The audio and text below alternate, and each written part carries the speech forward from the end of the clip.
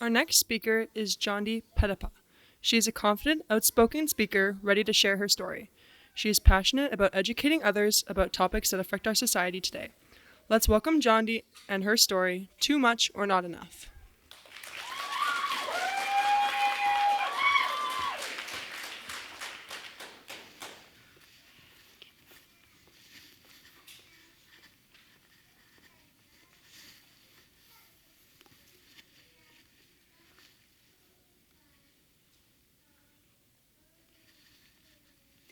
There are so many things I want to say, and there are so many ways I could say them.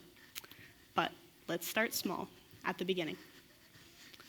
I was diagnosed with bipolar disorder 2 years ago. I remember coming out of the clinic. The air was icy and cold, but something inside me felt colder. Not different, just noticed. It was a long walk to the car.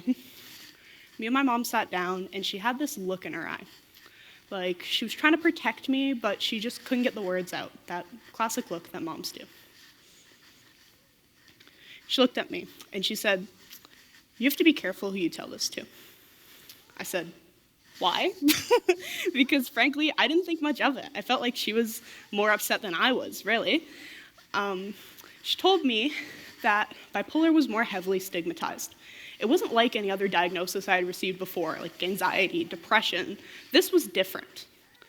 I told her I'd be careful, but I didn't really mean it.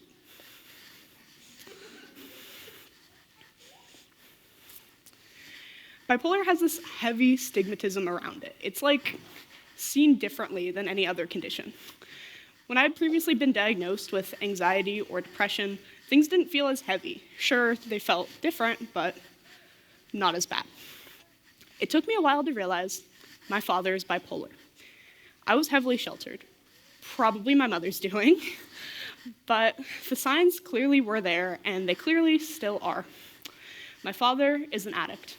He struggles with homelessness, and he can't hold down a job. To me, that's all bipolar meant. Bipolar is a mood disorder. It's characterized by extreme highs and extreme lows. Bipolar people experience episodes: depressive, manic.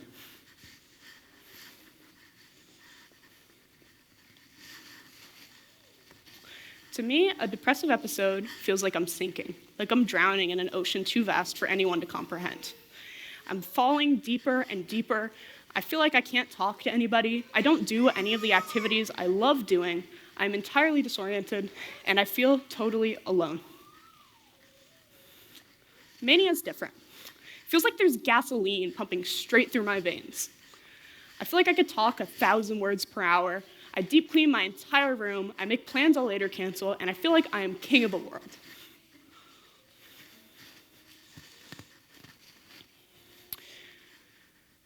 Bipolar was a family disease, and it was one I'd have to carry on. I feel like my blood is poisoned. I don't know if I'll ever have children. Not biological, at least. I don't think I'll ever have children because I don't want them to feel like their blood is poisoned. I don't want them to feel how I felt. Even if the children don't have my blood, I don't know if I'll ever be a good mother because I am bipolar. Men tell me things. There's this craze of manic pixie dream girls where mania is so quirky. They think my impulsiveness is cute, and they think having a crazy girlfriend is so hot. I never really got it, but it made what I had seem desirable. I usually just leave first. I leave first because I think they'll leave and I want to beat them to the punchline. It seems logical in my mind that I come out the winner of the situation when really there is no winner. But to me, being alone after leaving first feels like a win, even if it isn't. Love is hard for me. I always love too strongly or too weakly, and I can never seem to find that sweet spot that everyone else has. I'm always too much or not enough. Only 16% of bipolar people graduate college. I want so badly to be a part of that 16%. I want so badly to be like everyone else. And I don't know if I ever will be. It's one of the many unknowns that comes along with the condition. Whenever I tell people I'm bipolar, they have many things to say, mostly distasteful. One of my least favorites would be, oh, I know somebody with bipolar, they're abusive. I know somebody with bipolar, they can't hold down a job. I know somebody with bipolar, they're an addict. To me, this rubs me the wrong way. Mostly because when I hear people talk about depression or anxiety, I never hear people react that way. I feel bad. I feel bad because that could be me. I feel bad because I know people who have been there. And I feel bad because homelessness, addiction, unemployment are all things that I have seen people experience. People like my father. Bipolar is much closer to ADHD than ADHD is to autism. But it's not seen that way. ADHD, it's seen as more, well, normalized, if you could even call it that, because frankly, I don't think any mental illness is more normal than another. But bipolar isn't seen this way. Bipolar is seen as demonized, this evil illness. It's a characteristic given to characters that are meant to be evil, characters that are meant to be damaged, characters that are flawed, characters that are frankly villains. I really hope I don't turn out like them. Because I am bipolar, I am at risk of suffering an extreme fate. 20% of bipolar people die by suicide. I am more likely to die by suicide than to graduate college. 0.5% of the population is bipolar. 1% are redheads. That's about half of the redheads on Earth.